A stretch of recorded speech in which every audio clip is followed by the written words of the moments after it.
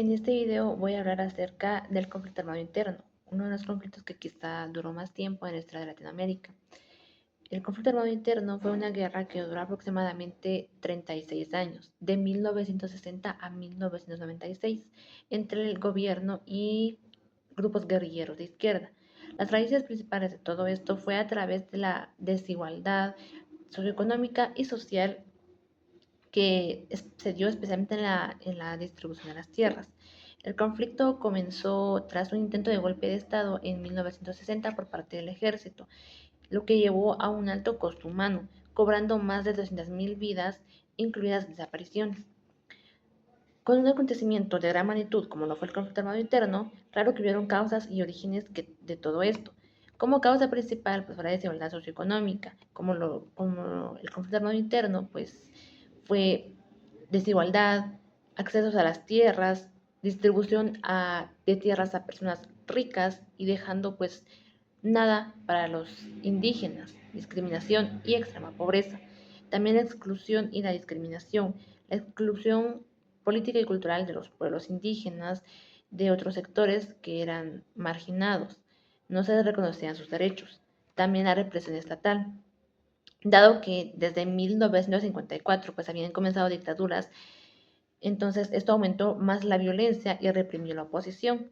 Las entidades extranjeras, hubieron varias corporaciones estadounidenses que tuvieron una gran influencia económica en el país y esto también causó un gran desacuerdo.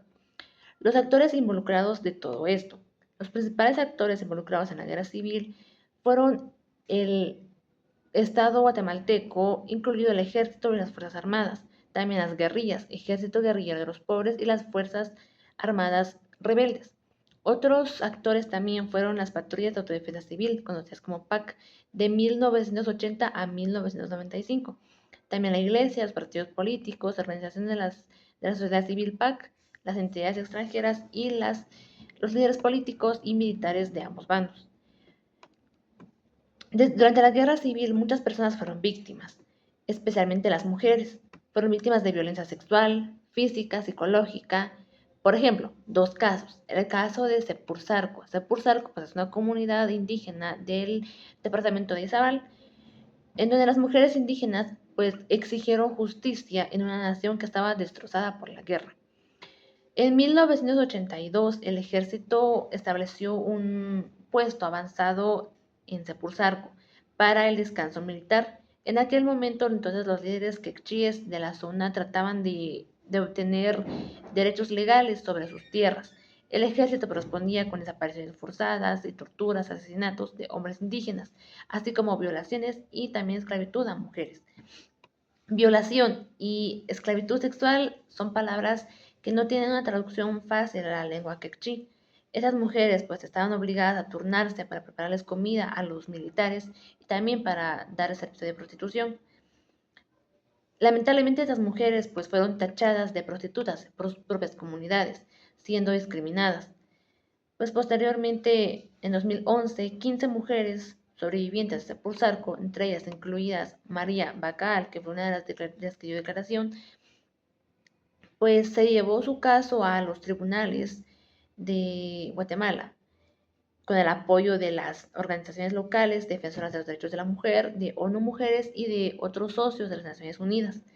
Después de 22 audiencias, el 2 de marzo de 2016, finalmente el tribunal condenó a dos exmilitares por delitos de lesa humanidad, violación, asesinato y esclavitud, y concedió 18 medidas de reparación para las sobrevivientes y para sus comunidades.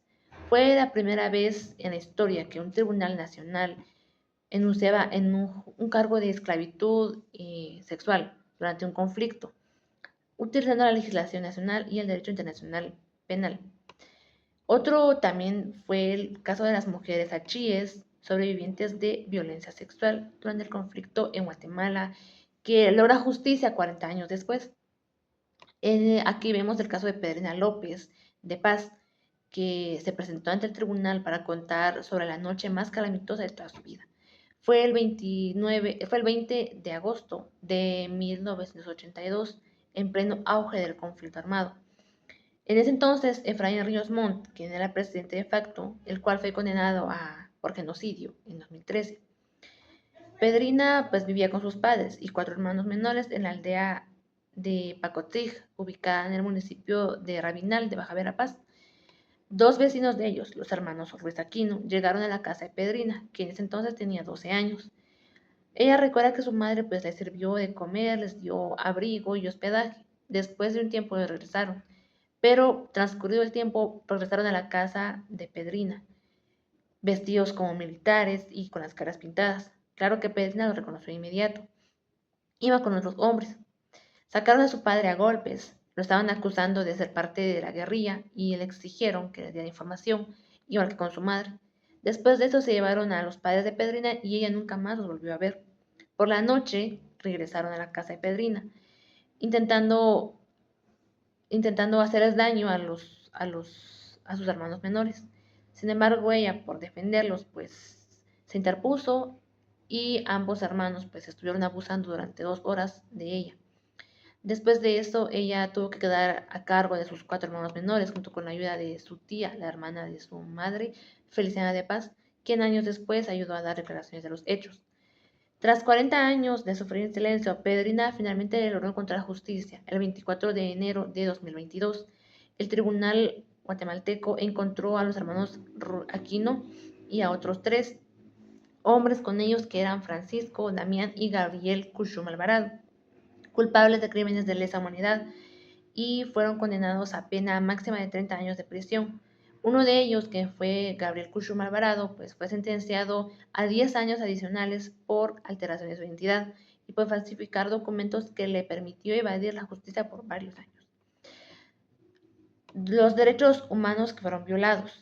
Hubieron varios derechos que fueron violados, casos graves que violaron no solo la integridad, sino la salud física y psicológica de las personas.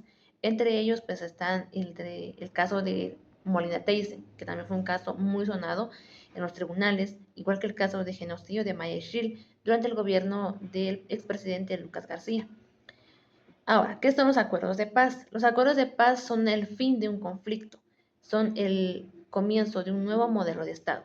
Se basan en 12 acuerdos, los cuales son: Acuerdo Marco para la Búsqueda de la Paz por Medios Políticos, Acuerdo Global sobre Derechos Humanos, Acuerdo para el Reasentamiento de las Poblaciones Arraigadas por el Enfrentamiento Armado, Acuerdo sobre el establecimiento de la Comisión para el Esclarecimiento Histórico, Acuerdo de Identidad y Derechos de los Pueblos Indígenas, Acuerdo sobre aspectos socioeconómicos y situaciones agrarias, Acuerdo sobre el fortalecimiento del poder civil en una sociedad democrática, Acuerdo sobre reformas constitucionales y régimen electoral, Acuerdo sobre bases para la incorporación de la URNG y la legalidad, Acuerdo sobre el cronograma para la implementación y verificación de los acuerdos de paz, Acuerdo de paz firme y duradera. Son 12 acuerdos.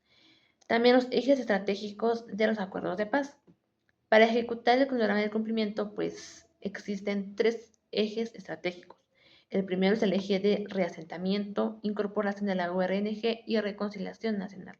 El segundo es el eje de desarrollo productivo, sostenible, y el último es el eje de modernización del Estado democrático, incluyendo el fortalecimiento de las capacidades de participación y concertación de las distintas expresiones de la sociedad civil.